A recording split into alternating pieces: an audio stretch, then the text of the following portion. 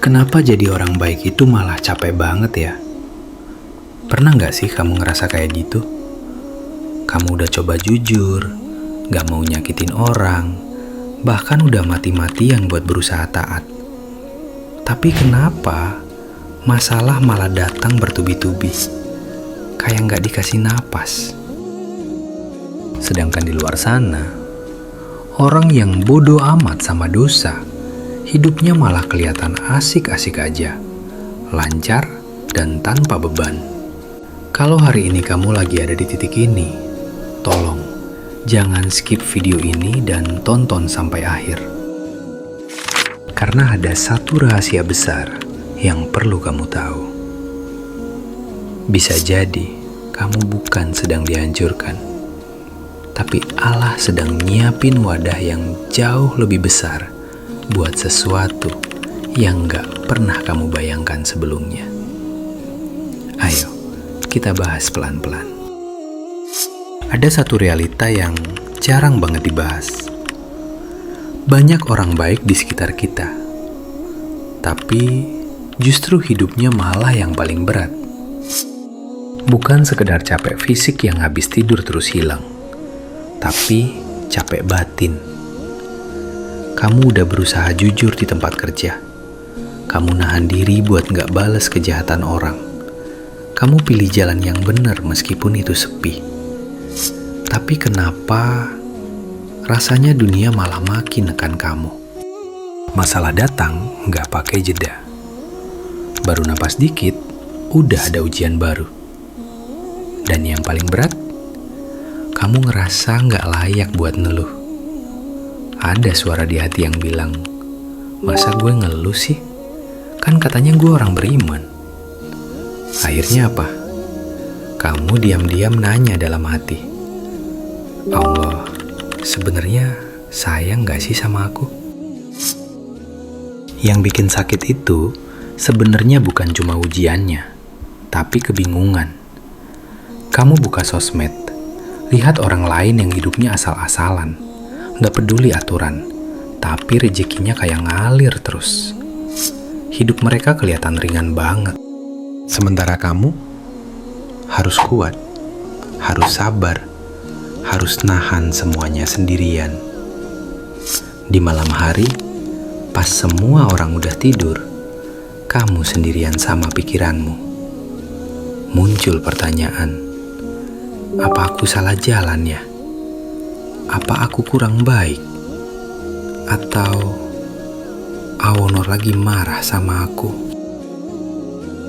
Hati-hati.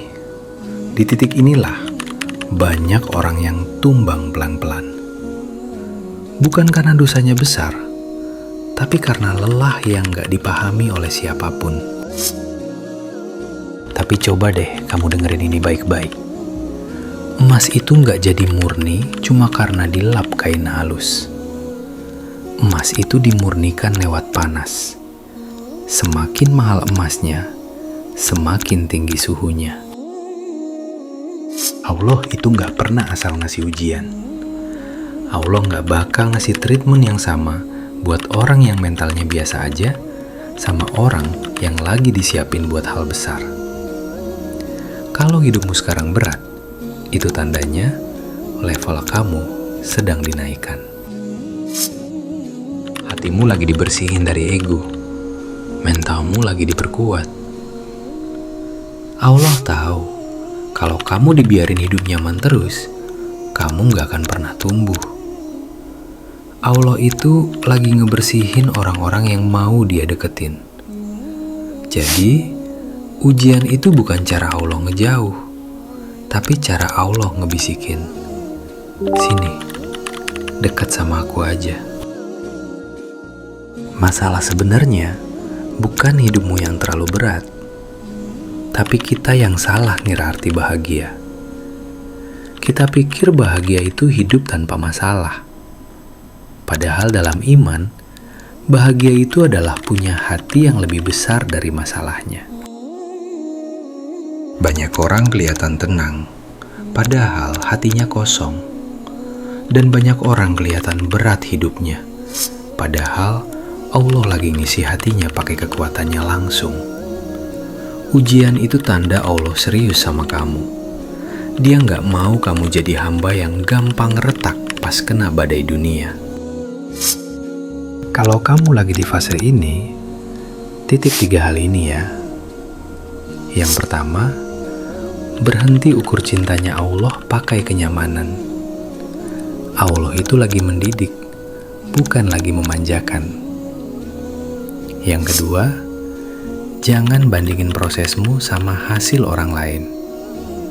Kamu nggak tahu harga luar biasa yang lagi Allah siapin buat kamu di depan nanti. Yang ketiga, tetap taat, meskipun nggak ada yang tepuk tangan dan memujimu. Karena yang lagi ngeliat kamu bukan manusia, tapi sang pemilik alam semesta. Orang yang bertahan dalam proses bakal punya iman yang gak bakal bisa dirobohin sama siapapun. Kalau hari ini hidupmu berat, bukan berarti kamu lemah. Bisa jadi kamu lagi ditempa buat jadi jauh lebih kuat dari yang kamu bayangin. Allah gak pernah salah milih siapa yang diuji. Dan kalau kamu masih bertahan sampai detik ini, itu bukti Allah belum selesai sama kamu. Tenang ya, kamu gak sendirian. Suatu hari nanti, kamu bakal bersyukur atas proses ini. Kalau video ini kena banget di hati kamu, tulis di kolom komentar, Alhamdulillah, aku kuat. Mari kita saling menguatkan.